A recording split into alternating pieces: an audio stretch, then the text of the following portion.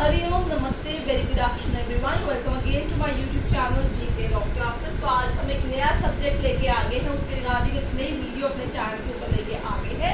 तो जिन्होंने अभी तक हमारे चैनल को सब्सक्राइब नहीं किया, आज ही फटाफट से हमारे चैनल को सब्सक्राइब कर लीजिए। तो आइए बात करते हैं इस पर्टिकुलर ऐप के रिगार्डिंग। सो स्टूडेंट्स, आज का टॉपिक रहेगा from the election laws of India and that is the particular app popularly known as the representations of people act. तो स्टूडेंट, आप लोगों के लिए सबसे पहला क्वेश्चन जो है यहाँ पे वीडियो स्टार्ट होते ही मेरी तरफ से जो पूछाएगा, whether it is the representation of people's act और it is representation of people act. People's है कि पीपल है, ये चीज का आंसर आपको कमेंट सेक्शन के अंदर बताना होगा। सो ये आप लोगों के लिए आज का होमवर्क रहेगा।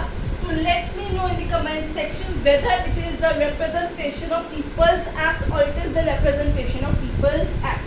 क्योंकि एक बहुत इंपॉर्टेंट क्वेश्चन है कि जब तक आपको किसी एक्ट का एग्जैक्ट नेम नहीं पता होगा, you could not understand the genesis of that particular act. तो आइए आप लोगों के कमेंट को तो मैं पढ़ूंगी जब आप इस वीडियो को चेकआउट करेंगे। आगे बढ़ते हैं और चलते हैं आरपी एक्ट के साथ। Right students, so election law के तहत आप लोगों को पता है कि article number 324 of Indian constitution के तहत इलेक्शन कमीशन ऑफ इंडिया के पास पावर है to conduct and prepare the electoral rolls in India. So conduct elections, preparation of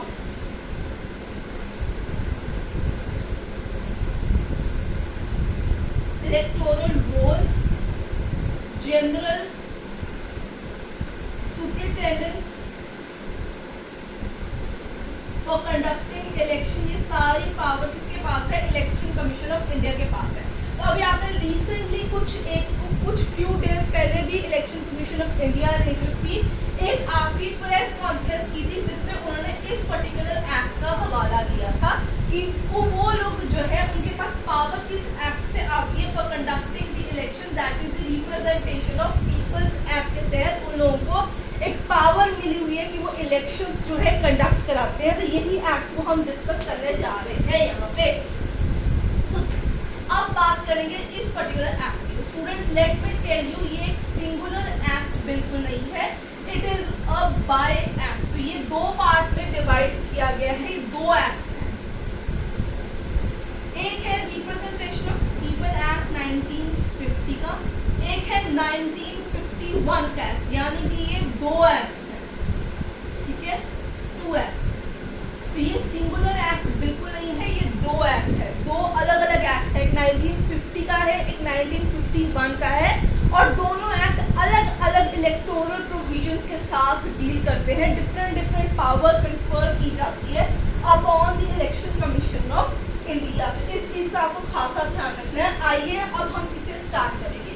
so students, इस एक्ट को पढ़ने के लिए हो सकता है हम एक से ज्यादा पार्ट्स के अंदर वीडियो लेके आए। So video would comprise of 1, 2 और 3 पार्ट्स। तो आप लोगों को हमारे साथ अंत तक इस एक्ट के अंदर बने रहना होगा। कोई भी डाउट हो आप कमेंट सेक्शन में मेंशन कर सकते हैं। वीडियो पसंद आए तो लाइक शेयर डेफिनेटली कीजिएगा। अब हम जो है इस पर्टिकुलर पार्ट के अंदर जो है विच इज द पार्ट 1,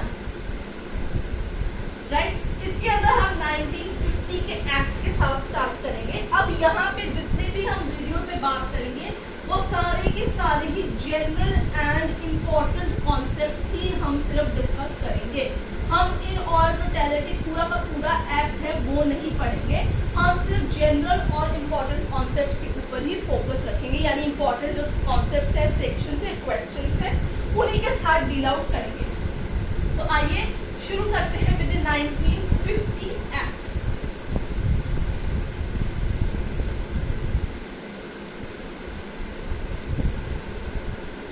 ठीक है, सो 1950 के एक्ट को समझने की कोशिश करते हैं। What does this act says?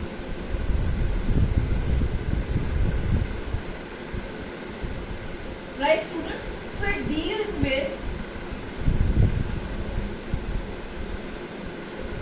यहाँ से ही आपको दोनों एक्ट के अंदर डिफरेंशिएशन पता चल जाएगा। So it acts with issues like allocation of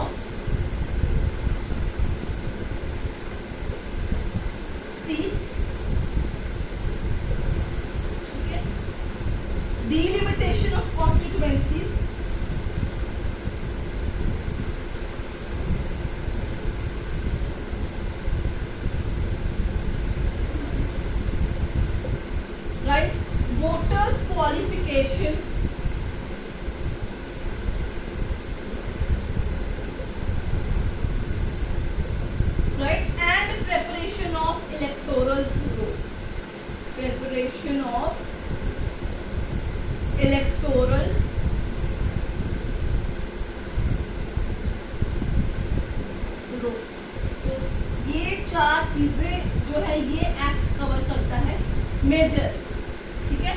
ये 4 चीजों के साथ 1950s का जो है एक्ट है आपका जो है वो यहाँ पे बात करता है। अब इसमें हम थोड़ी थोड़ी सी डिस्कशन भी देख लेते हैं कि क्या क्या वो चीजें कहना चाहते हैं, ठीक है।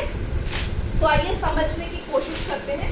ये चीज आपको पता होनी जरूरी है क्योंकि जब भी क्वेश्चन 1950 के रिगार्डिंग कभी भी इलेक्शन लॉ में पूछा जाता है तो ये एक मेजॉरिटी क्वेश्चन डेफिनेटली रेज होता है कि with what different provisions they deal with it, यानी किस किस चीजों के साथ उनका मेजरली उठना बैठना एक्ट का रहता है। तो इस चीज को आप डेफिनेटली पेन डाउन कर लीजिए।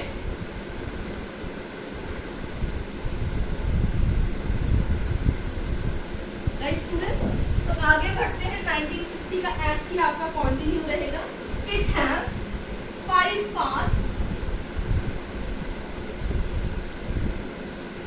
Right, 32 sections, right students, and 7 schedules।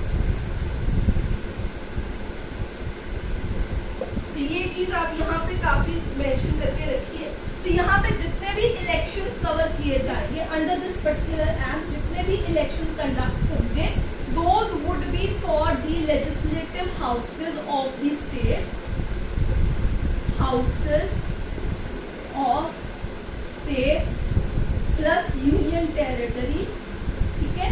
इसके अलावा जो आपकी सेंटर के ऊपर लोकसभा के चुनाव रहेंगे, प्रेसिडेंट, वाइस प्रेसिडेंट, एमपी, सो लोकसभा,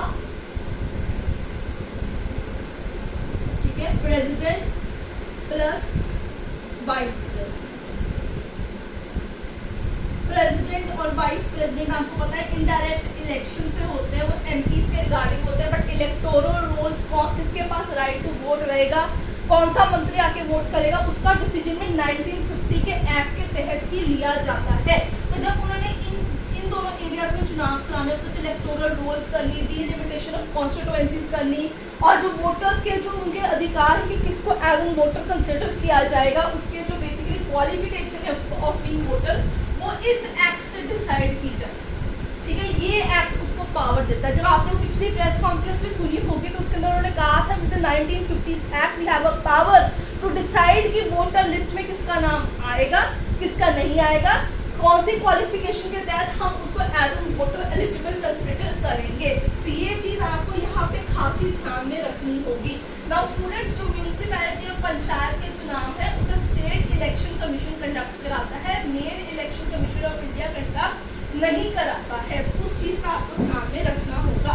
आगे चलते हैं, आगे बढ़ते हैं इस चीज को समझने के लिए। अब हमने याद होगा उसके अंदर डीलिमिटेशन हमने पढ़ी थी, delimitation,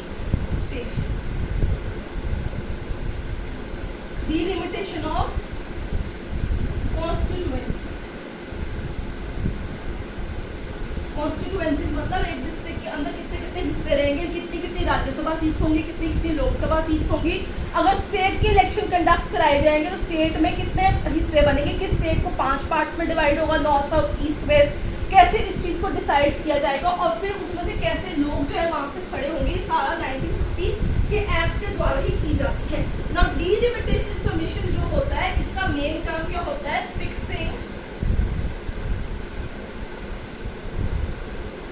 limits of territories, territories of your states, ठीक है, boundaries of assembly particular, boundaries of assemblies, north, south, east, west, इस तरीके से डिवीजन होगा।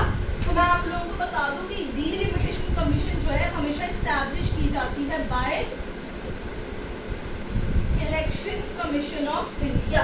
आज तक इंडिया के अंदर 4 डीलिमिटेशन कमीशंस जो है उनका गठन किया जा चुका है। So far 4 commissions have been established। कौन से ईयर में,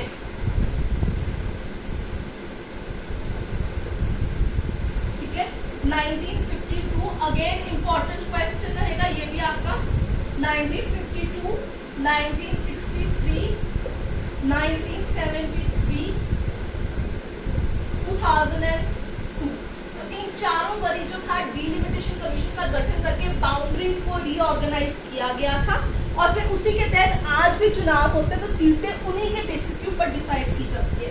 अब 2027 के बाद जब सेंसस की नई रिपोर्ट आएगी तो फिर नई डिलिमिटेशन कमीशन का गठन होगा और फिर वो दोबारा से क्या करेंगे, रीअसेस करेंगे all the boundaries.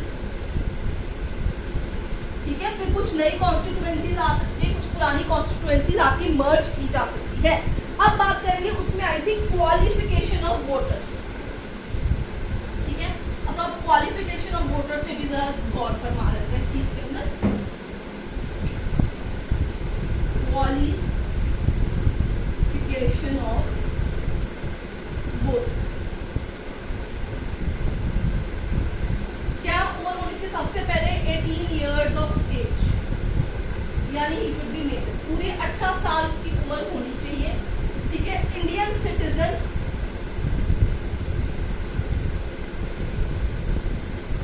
Plus ordinary resident.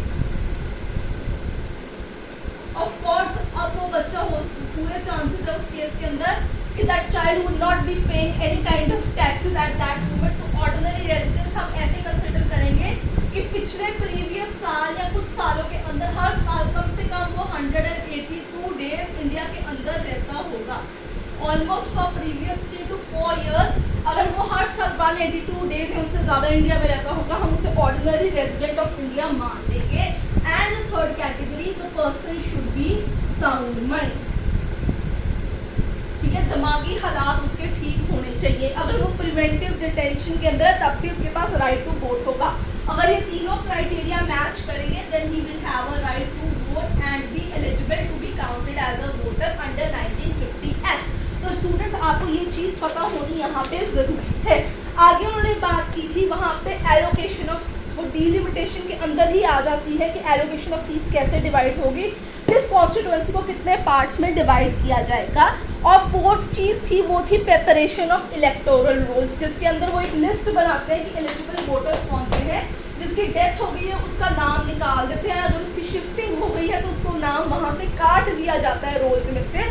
और हर बारी चाहे लेजिस्लेटिव असेंबली के चुनाव हो या लोकसभा के चुनाव हो, नई लिस्ट बनती है टू वेरीफाई द थिंग्स कि क्या वो वोटर अभी भी उस एरिया के अंदर है कि नहीं है। तो ये सारा काम 1950 के एक्ट के तहत इलेक्शन कमीशन ऑफ इंडिया जो है आपके लिए करती है। तो इस चीज़ के ऊपर आपको काफ़ी ध्यान देना होगा। ठीक है students, so this was all about the important and general concept of 1950 representation of people act. I hope आपको कोई भी डाउट नहीं होगा।